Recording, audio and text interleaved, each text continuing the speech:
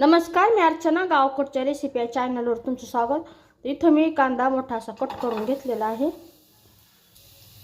थोडं तेल,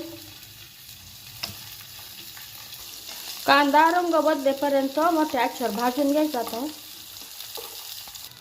इथं व्यवस्थित असा कांद्याचा रंग बदललेला आहे। यामध्ये लसूण परतून घ्यायचं, थोडी कोथिंबीर, थोडं मिक्स करून घ्यायचं। आता हे काढून घेऊ आपण। त्या भाजलेल्या साहित्यामध्ये घरगुती काळा मसाला, काळा तिखट, चवीनुसार मीठ,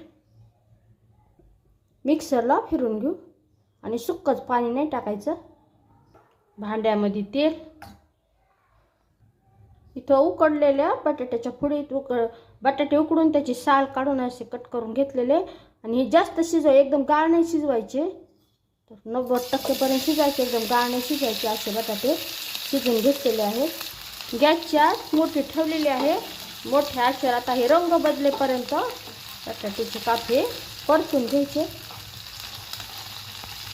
बटाट्याचा पूर्ण ओलसरपणा निघून गेलेला आहे, एकदम असे मोकळे सुटसुटीत असे बटाटे तेलात परतवले गेलेले आहेत आणि रंगही असा छान बदललेला आहे त्याचा। यामध्ये आता हे वाटण टाकायचं, पूर्ण आता हे मिक्स करून घेऊ। गॅसची आच आता कमी ठेवायची। हे वाटण पूर्ण बटाट्याच्या फोडीला लागलेलं आहे, मिक्स झालेलं आहे। यामध्ये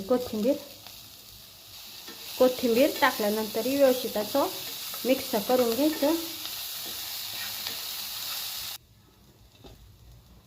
तर मस्त असं हे बटाटा तयार झालेला आहे।